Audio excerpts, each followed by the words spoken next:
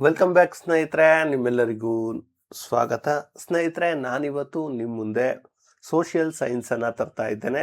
Social science 9ನೇ ತರಗತಿ ಏನಿದೆ, 9ನೇ ತರಗತಿಯ ಪಾಠವನ್ನು ನಿಮ್ಮ ಮುಂದೆ ಇಡ್ತಿದ್ದೀನಿ. ಅದರಲ್ಲಿ ಕೂಡ ಕ್ವಶನೇರ್ಗಳನ್ನು ನಿಮ್ಮ ಮುಂದೆ ಇಡ್ತಾ ಇದ್ದೀನಿ. ಅಧ್ಯಾಯ 2, ಭಾರತ ವರ್ಷ, ಭಾರತದ ಭೌಗೋಳಿಕ ಲಕ್ಷಣಗಳು ಮತ್ತು ಪ್ರಾಗ ಇತಿಹಾಸ ಕಾಲ. ಇದು ಎಕ್ಸ್ಪೆಷಲಿ GPSTRಗೆ ಮತ್ತು HSTRಗೆ ತುಂಬ ಅನುಕೂಲ ಆಗುತ್ತೆ ಅನ್ನೋದನ್ನು ಬರಿಬೇಡಿ. ಓಕೆ. ಭಾರತವನ್ನ ದ್ವೀಪಕಲ್ಪ ಅಥವಾ ಪರ್ಯಾಯ ದ್ವೀಪ ಎಂದು ಯಾಕೆ ಕರೀತಾರೆ ಅಂದ್ರೆ, 3 ಕಡೆ ನೀರಿನ ಮುಂದಲೂ 1 ಕಡೆ ಭೂಭಾಗದಿಂದಲೂ ಆವೃತವಾಗಿರುವುದರಿಂದ. ಓಕೆ ಸ್ನೇಹಿತರೆ, ತುಂಬಾ ಜನ ಕೇಳ್ತಾ ಇದ್ರಿ, ಸರ್ ಅದು ಈ ಮಾಹಿತಿ ಆ ಮಾಹಿತಿ. ಸ್ನೇಹಿತರೆ, ಪ್ರತಿದಿನ ನಿಮ್ಗೆ ಮಾಹಿತಿಯನ್ನ ತರಕ್ಕಾಗಲ್ಲ, ಪ್ರತಿದಿನ ಮಾಹಿತಿಯನ್ನ ನಿಮ್ಗೆ ಕೊಡೋಕ್ಕಾಗಲ್ಲ. ನಿಮ್ಗೆ ಯಾವಾಗ ಮಾಹಿತಿ ಇರುತ್ತೋ ನೇಮಕಾತಿ ಬಗ್ಗೆ, ಅದ್ರ ಬಗ್ಗೆ ಆವಾಗ ಕೊಡ್ತೀವಿ. ಇನ್ ಮಿಕ್ಕಿದಂತೆ ನಾವು ಹೆಚ್ಚು ಏನು ನಿಮಗೆ ಬೇಕಾದಂತಹ ಸೋರ್ಸನ್ನು ಕೊಡುವಂಥ ಕೆಲಸವನ್ನು ಮಾಡ್ತೀವಿ. ಒಂದು ದಿನ 100 ಆಗುತ್ತೆ, ಒಂದು ದಿನ 800 ಆಗುತ್ತೆ, ಇನ್ನೊಂದು ದಿನ 15,000 ಆಗುತ್ತೆ. ಅದೆಲ್ಲವೂ ಇಲ್ಲ. ನಮ್ಗೆ ಯಾವಾಗ ಸೋರ್ಸ್ ಸಿಗುತ್ತೋ ಅವಾಗ ನಿಮ್ಗೆ ಹೇಳ್ತೀವಿ. ನಮಗೆ ಸಿಕ್ಕಿರೋ ಸೋರ್ಸ್ ಪ್ರಕಾರ ಸ್ನೇಹಿತರೆ, ನಿಮಗೆ TET ಆಗಿಲ್ಲ ಅಂದರೂ ಕೂಡ ನೀವು ಬೇಜಾರಾಗಬೇಡಿ. TETಗೂ ಕೂಡ ಓದಿ. ಯಾಕಂದರೆ ಈಗ ಒಟ್ಟು ಆರ್ಥಿಕ ಇಲಾಖೆಯಿಂದ ಸಿಕ್ಕಿರುವಂಥದ್ದು 80,000 ಹುದ್ದೆಗಳಲ್ಲಿ, ಖಾಲಿ ಹುದ್ದೆಗಳಲ್ಲಿ 51,000 ಹುದ್ದೆಗಳಿಗೆ ಹಣಕಾಸು ಇಲಾಖೆ ಏನಿದೆ ಅದು ಒಪ್ಪಿಗೆಯನ್ನು ಕೊಟ್ಟಿದೆ, ಅನುಮೋದನೆ ಕೊಟ್ಟಿದೆ ಅಥವಾ ಒಪ್ಪಿಗೆಯನ್ನು ಕೊಟ್ಟಿದೆ. ಮೊದಲ ಹಂತ ಏನಿದೆ, ಇದರಲ್ಲಿ 15,000 ಶಿಕ್ಷಕರ ನೇಮಕಾತಿಯನ್ನು ಮಾಡಲಾಗ್ತಿದೆ. ಇನ್ನುಳಿದ ಹುದ್ದೆಗಳಿಗೆ ಆರ್ಥಿಕ ಇಲಾಖೆ ಒಪ್ಪಿಗೆ ಕೊಟ್ಟಿದೆ ಅಂದರೆ ಅವುಗಳನ್ನು ಕೂಡ ನೇಮಕಾತಿ ಮಾಡ್ಕೊಳ್ತಾರೆ. ಅಷ್ಟರೊಳಗಡೆ ಒಂದು TET ಅಂತೂ ಕಂಪಲ್ಸರಿ ನಡೆಯುತ್ತೆ. ಆ TETಯನ್ನು ಪಾಸ್ ಆಗೋದನ್ನು ನೀವು ಮಿಸ್ ಮಾಡ್ಕೋಬೇಡಿ. ನಿಮಗೆ ಹೇಳುವಂತೆ TET ಏನಾದರೂ ನೀವು ಓದ್ತಾ ಇದ್ದರೆ, ಸರ್ TET ನನಗೆ ಆದಷ್ಟು GPSTR ಕಡೆನೇ ಗಮನ ಕೊಡಿ. PSTR ಈಗ ಕಾಲ್ಫಾರ್ಮ್ ಆಗಿದೆ, ನೆಕ್ಸ್ಟ್ ಗೊತ್ತಿಲ್ಲ, ಯಾಕಂದರೆ KPS ಸ್ಕೂಲ್ಗಳನ್ನು ತೆರೀತಾ ಇದ್ದಾರೆ. ಬಟ್ ಈ ಸರಿ ನೀವು PSTR ಕಡೆ ಹೆಚ್ಚು ಗಮನವನ್ನು ಕೊಡಿ. ಅಪರೂಪಕ್ಕೆ ಕಾಲ್ಫಾರ್ಮ್ ಆಗಿರೋದು, ನೆಕ್ಸ್ಟ್ ಕಾಲ್ಫಾರ್ಮ್ ಆಗುತ್ತಾ ಇಲ್ವೋ ಗೊತ್ತಿಲ್ಲ, ಆಗಲ್ಲ ಅಂತ ಹೇಳ್ತಿಲ್ಲ. ಬಟ್ ನೀವು ಏನಾದರೂ TET ಅಂದರೆ ಡಿಗ್ರಿ ಮತ್ತು D.Ed ಆಗಿದ್ದು ಜಾಸ್ತಿ ಇದೆ ಅಂದರೆ 2 ಪೇಪರ್ ಬರೀರಿ. GPSTR ಕಡೆ ಗಮನವನ್ನು ಕೊಡಿ. ಯಾಕಂದರೆ GPSTR ಮಾಡಿದಷ್ಟು ನಿಮ್ಗೆ ಅವಕಾಶಗಳು ಜಾಸ್ತಿ ಇರುತ್ತೆ ಅನ್ನುವಂಥದ್ದಷ್ಟೇ. ಇನ್ನು TET ಬಗ್ಗೆ ಮೊನ್ನೆ ನನಗೆ 2 ಕಾಲ್ ಬಂದಿದ್ವು, ಸರ್ TET ಇನ್ನೂ ಪಾಸ್ ಆಗಿಲ್ಲ ಅಂತ ಅಂದರು. ಸೊ ಯಾಕೆ TET ಪಾಸ್ ಮಾಡ್ಕೊಳಕ್ಕಾಗ್ತಿಲ್ಲ ಗೊತ್ತಿಲ್ಲ. ಬಟ್ ನೀವೇನಾದರೂ ಸೋಷಿಯಲ್ ಸೈನ್ಸ್ನವ್ರು ಆಗಿದ್ದರೆ, TET ಅಂದರೆ ಸೆಕೆಂಡ್ ಪೇಪರು ನೀವೇನಾದರೂ ಬರಿತಾ ಇದ್ದರೆ ಸ್ನೇಹಿತರೆ, ನಿಮಗೆ ಈ PDF ಏನು ನಾನೀಗ ತೋರಿಸ್ತಿದ್ದೀನಲ್ಲ, ಈ PDF ನಿಮಗೆ ತುಂಬ ಅನುಕೂಲ ಆಗುತ್ತೆ. 6ರಿಂದ 10ನೇ ತರಗತಿಯವರೆಗಿನ ಕಂಪ್ಲೀಟ್ ಪಾಠಗಳ ಪ್ರಶ್ನೋತ್ತರಗಳಿದೆ.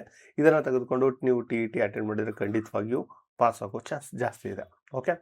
ಇನ್ನು ಇದು 6ರಿಂದ 10ನೇ ತರಗತಿಯ TET, ಇದು 6ರಿಂದ 10ನೇ ತರಗತಿಯ ಸೋಷಿಯಲ್ ಸೈನ್ಸ್ ಏನಿದೆ, ಇದು TETಗೆಲ್ಲ ಆ್ಯಕ್ಚುಲಿ ಕರೆಕ್ಟಾಗಿ ನಾವು ಟಾರ್ಗೆಟ್ ಇಟ್ಟು ಮಾಡಿರುವಂಥದ್ದು CETಗೆ. ಸ್ನೇಹಿತರೆ, ನಿಮ್ಮೆಲ್ಲರಿಗೂ ಗೊತ್ತಿದೆ, ನಮ್ಮ ಬಳಿ ಟೈಮ್ ಇಲ್ಲ. ಆ ಟೈಮ್ ಸೇವ್ ಆಗಬೇಕು ಅಂದರೆ ನೀವು ಈ PDF ಅನ್ನು ತೆಗೆದುಕೊಳ್ಬೋದು. ಸರ್, ಈ PDF ಅನ್ನು ಹೇಗೆ ತೆಗೆದುಕೊಳ್ಳೋದು ಅಂದರೆ 9945005138ಗೆ ಗೂಗಲ್ ಪೇ ಅಥವಾ ಫೋನ್ಪೇ ಮೂಲಕ ನೀವು ಅಮೌಂಟ್ ಹಾಕಿ, ಅದೆಷ್ಟು 149 ಅಮೌಂಟನ್ನು ಹಾಕಿ ನೀವು ಇದನ್ನು ಪಡೆದುಕೊಳ್ಬೋದು. ಇನ್ನೊಂದು ವಿಚಾರವನ್ನು ನಾನು ಇಲ್ಲಿ ಮೆನ್ಷನ್ ಮಾಡಬೇಕು ಸ್ನೇಹಿತರೆ, ತುಂಬ ಜನ ಫಸ್ಟ್ ಒಂದು ಕನ್ಫ್ಯೂಷನಲ್ಲಿ ಇರ್ತೀರ. ಕನ್ಫ್ಯೂಷನಲ್ಲಿ ಅಂದರೆ, ಸರ್ ನಾನು ಅಮೌಂಟ್ ಹಾಕಿದ್ದೀನಿ, ನಂಗೆ ಈ ಸಬ್ಜೆಕ್ಟ್ ಬೇಕು, ಆ ಸಬ್ಜೆಕ್ಟ್ ಬೇಕು ಅಂತ. ನೀವು ಫಸ್ಟ್ ಆಫ್ ಆಲ್ ತಿಳ್ಕೊಳ್ಳಿ, ನೀವು ನಮ್ಮ ಬಳಿ ಇರುವಂಥದ್ದು 6 ಸಬ್ಜೆಕ್ಟ್ಗಳು. ಒಂದು 6 to 10 ಸೋಷಿಯಲ್ ಸೈನ್ಸ್ ಇದೆ, 7 to 10 ಸೈನ್ಸ್ ಇದೆ, 4 to 7 EVS ಇದೆ, ಆಮೇಲೆ ಸೈಕಾಲಜಿ ಇದೆ, ಕನ್ನಡ ಇದೆ, ಕಂಪ್ಯೂಟರ್ ಇದೆ. ಇಷ್ಟರಲ್ಲಿ ನೀವು ಯಾವುದಾದ್ರೂ ಬೇಕು ಅಂದರೆ ಮೊದಲೇ ಅಮೌಂಟ್ ಹಾಕಿ ನೀವು ಕೇಳಿ. ಇದನ್ನು ಬಿಟ್ಟು ಎಕ್ಸ್ಟ್ರಾ ಬೇಕು ಅಂದಾಗ ನಮ್ಮ ಜೊತೆ ಕಮ್ಯುನಿಕೇಟ್ ಮಾಡಿ, ಆಮೇಲೆ ಇದನ್ನು ತೆಗೆದುಕೊಳ್ಳುವಂಥ ಕೆಲಸವನ್ನು ಮಾಡಿ ಅಂತ ಹೇಳ್ತಾ ನಾವು ಮತ್ತೆ ಲೆಸನ್ ಕಡೆ ಬರೋಣ. ಪ್ರಾಚೀನ ಭಾರತದ ಮೇಲೆ ವಾಯುವ್ಯ ಭಾಗದಿಂದ ದಾಳಿಗಳು ಯಾವ ಕಣಿವೆಗಳ ಮೂಲಕ ಆಯಿತು ಅಂದರೆ ಬೋಲನ್ ಮತ್ತು ಖೈಬರ್ ಕಣಿವೆಗಳ ಮೂಲಕ. ಭಾರತವನ್ನು ಉತ್ತರ ಅಥವಾ ದಕ್ಷಿಣ ಭಾಗವೆಂದು 2 ಭಾಗವಾಗಿ ವಿಂಗಡಿಸಿದ ನದಿ ಯಾವುದು ಅಂದರೆ ನರ್ಮದಾ ನದಿ. ಭಾರತದ ಪೂರ್ವ ಕರಾವಳಿಯನ್ನು ಏನೆಂದು ಕರೀತಾರೆ? ಕೋರಮಂಡಲ್ ತೀರ ಅಥವಾ ಉತ್ಕಲ ತೀರ.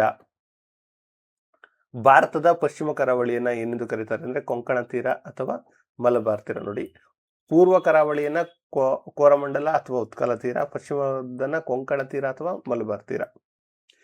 ಪ್ರಾಗೈತಿಹಾಸ ಕಾಲ, ಚರಿತ್ರೆಯ ಪೂರ್ವಕಾಲ ಎಂದರೇನು ಅಂದ್ರೆ ಮಾನವನು ಲೇಖನ ಕಲೆಯನ್ನ ಕಂಡುಹಿಡಿಯೋದಕ್ಕೂ ಮುನ್ನ ಇದ್ದಿದ್ದು, ಅದನ್ನ ಪ್ರಾಗೈತಿಕ ಕಾಲ ಅಂತ ಕರೀತಾರೆ.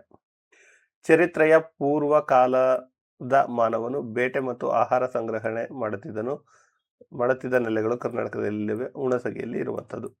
ಮಾನವನಿಗೆ ಬೆಂಕಿಯ ಬಗ್ಗೆ ಅರಿವಿತ್ತು ಎಂಬುದನ್ನ ಬೂದಿಯ ಕುರುಹುಗಳು ಎಲ್ಲಿ ಕೊಟ್ಟಿವೆ ಅಂದ್ರೆ ಕರ್ನೂಲ್ನಲ್ಲಿರುವ ಗವಿಗಳಲ್ಲಿ. ಹಳೆಯ ಶಿಲಾಯುಗದ ಕಾಲವು ಎಲ್ಲಿಯವರೆಗೆ ವಿಸ್ತರಿಸಿದೆ? ಸುಮಾರು 12 ವರ್ಷದವರೆಗೆ ವಿಸ್ತರಿಸಿದೆ. ಮಧ್ಯ ಶಿಲಾಯುಗವನ್ನ ಏನೆಂದು ಕರೀತಾರೆ ಅಂದ್ರೆ ಸೂಕ್ಷ್ಮ ಶಿಲಾಯುಗ. ಯಾವುದು? ಸೂಕ್ಷ್ಮ ಶಿಲಾಯುಗ. ಸೂಕ್ಷ್ಮ ಶಿಲಾಯುಗಗಳು ಶಿಲಾಯುಗದ ಆಯುಧಗಳು ಅಂತ ಕೇಳಿದರೆ ಮಧ್ಯ ಶಿಲಾಯುಗದ ಅತಿ ಚಿಕ್ಕದಾದ ಆಯುಧಗಳು ಅಂತ ಇರುವಂತದ್ದು. ದ್ವೀಪಗಳನ್ನು ಒಳಗೊಂಡಂತೆ ಭಾರತ ಒಟ್ಟು ಕರಾವಳಿ ತೀರದ ಉದ್ದವೆಷ್ಟು ಅಂದ್ರೆ 7,516.60. ಇದು ಎಕ್ಸ್ಟೆಂಡ್ ಆಗಿದೆ, ಗೂಗಲ್ ಮಾಡಿ ಅದನ್ನ ಕರೆಕ್ಟ್ ಮಾಡ್ಕೊಳ್ಳಿ. ಓಕೆ. ನವಶಿಲಾಯುಗದ ಕಾಲಘಟ್ಟ ಯಾವಾಗ ಪ್ರಾರಂಭವಾಯಿತು ಅಂದ್ರೆ 10,000 ವರ್ಷಗಳ ಹಿಂದೆ. ದವಸ ಧಾನ್ಯಗಳನ್ನ ಪುಡಿ ಮಾಡಲು ನವಶಿಲಾಯುಗದ ಮಾನವ ಏನನ್ನು ಬಳಸ್ತಿದ್ದ ಅಂದ್ರೆ ಬೀಸುಕಲ್ಲು. ನಾವೀಗೆಲ್ಲ ಮಿಲ್ಗಳನ್ನು ತೆಗೆದುಕೊಂಡಿದ್ದೀವಿ. ಭಾರತದಲ್ಲಿ ಚರಿತ್ರೆ ಪೂರ್ವ ಕಾಲದ ರೇಖಾ ಚಿತ್ರಗಳು ಯಾವ ಗುಹೆಯಲ್ಲಿ ಕಂಡುಬರುತ್ತವೆ? ಮಧ್ಯಪ್ರದೇಶದ ಬಿಂಬಟ್ಕ ಮತ್ತು ಇತರ ಗುಹೆಗಳಲ್ಲಿ. ಪಶು ಸಂಗೋಪನೆ ಹೈನುಗಾರಿಕೆಯು ಯಾವಾಗ ಪ್ರಾರಂಭವಾಯಿತು? 12 ವರ್ಷಗಳ ಹಿಂದೆ, ಪ್ರಪಂಚದ ಪರಿಸರದಲ್ಲಿ ಬದಲಾವಣೆ ಉಂಟಾದಾಗ. ಇನ್ನು ಪ್ರಾಕ್ತನ ಶಾಸ್ತ್ರಜ್ಞರು, ಪ್ರಾಚ್ಯವಸ್ತು ಅಧ್ಯಯನಕಾರರು ಎಂದರೇನು? ಪ್ರಾಗೈತಿಹಾಸಿಕ ಕಾಲಘಟ್ಟದ ಅಧ್ಯಯನ ಮಾಡುವ ತಜ್ಞರನ್ನು ನಾವು ಕರಿತೀವಿ. ಇನ್ನು ಭಾರತದ ಪ್ರಾಚೀನ ನಾಗರಿಕತೆಗಳ ಬಗ್ಗೆ ನೋಡೋಣ. ಹರಪ್ಪ ಮತ್ತು ಮೊಹೆಂಜೊದಾರೋ ನೆಲೆಗಳು ಯಾವ ವರ್ಷಗಳಲ್ಲಿ ಶೋಧಿಸಲಾಯಿತು ಅಂದ್ರೆ 1920ರಲ್ಲಿ ದಯಾರಾಮ್ ಸಹಾನಿ ಹರಪ್ಪ, 1921ರಲ್ಲಿ RD ಬ್ಯಾನರ್ಜಿ ಬಂದು ಮೊಹೆಂಜೊದಾರೋ. ಹರಪ್ಪ ನಾಗರಿಕತೆ ಎಂದು 1924ರಲ್ಲಿ ಮೊದಲ ಬಾರಿಗೆ ಘೋಷಿಸಿದವರು ಯಾರಂದ್ರೆ ಸರ್ ಜಾನ್ ಮಾರ್ಷಲ್. ಅವರು ಭಾರತೀಯ ಪುರಾತತ್ವ ಇಲಾಖೆ ಮುಖ್ಯಸ್ಥರಾಗಿದ್ದರು. ಸಿಂಧೂ ನಾಗರಿಕತೆಯ ಅವಧಿಯನ್ನ ಯಾವ ಯುಗವೆಂದು ಕರೀತಾರೆ? ಕಂಚಿನ ಯುಗ. ಸಾರ್ವಜನಿಕ ಸ್ಥಾನದ ಕೊಳವು ಕಂಡು ಬಂದಿರುವಂಥದ್ದು ಮೊಹೆಂಜೊದಾರೋದಲ್ಲಿ. ಸಿಂಧೂ ಸರಸ್ವತಿ ನಾಗರಿಕತೆಯ ನಗರದ ಗೋಡೆಗಳು ಯಾವುದರಿಂದ ಕಟ್ಟಲಾಗಿದೆ? ಸುಟ್ಟ ಇಟ್ಟಿಗೆಗಳಿಂದ. ಬೃಹದಾಕಾರದ ಹಡಗುಕಟ್ಟೆಯಲ್ಲಿ ಪತ್ತೆಯಾಯಿತು ಅಂದ್ರೆ ಲೋಥಲ್ ನಗರದಲ್ಲಿ. ಮಳೆ ನೀರನ್ನು ಅತ್ಯಂತ ಯುಕ್ತವಾಗಿ ಸಂಗ್ರಹಿಸುವ ವ್ಯವಸ್ಥೆ ಎಲ್ಲಿತ್ತು ಅಂದ್ರೆ ಧೋಲಾವೀರ ಎಂಬ ತಾಣದಲ್ಲಿ. ಮೊಟ್ಟ ಮೊದಲ ನೆಲಮನೆ ಎಲ್ಲಿ ಕಂಡು ಬಂದಿದೆ ಅಂದ್ರೆ ಕಾಶ್ಮೀರದ ಬರ್ಜು ಹೋಮ್ನಲ್ಲಿ. ಮೆಹರ್ಗರ್ ಎಲ್ಲಿದೆ ಅಂದ್ರೆ ಇರಾನ್ಗೆ ಸಾಗುವ ಮಾರ್ಗವಾದ ಬೋಲಾನ್ ಕಣಿವೆಯ ಫಲವತ್ತಾದ ಮೈದಾನದ ಸಮೀಪದಲ್ಲಿ. ಸಿಂಧು ಬರವಣಿಗೆಯ ಲಿಪಿಯನ್ನು ವಿದ್ವಾಂಸರು ಏನೆಂದು ಕರೆದರು? ಚಿತ್ರಲಿಪಿ. ವೇದಗಳ ಕಾಲವನ್ನ ಯಾವ ಅವಧಿಯಲ್ಲಿ ಇದೆ ಅಂದ್ರೆ ವೇದಗಳು ಅಂದ್ರೆ 1500ರಿಂದ 700 ಕಡೆಗೆ ಪೂರ್ವ.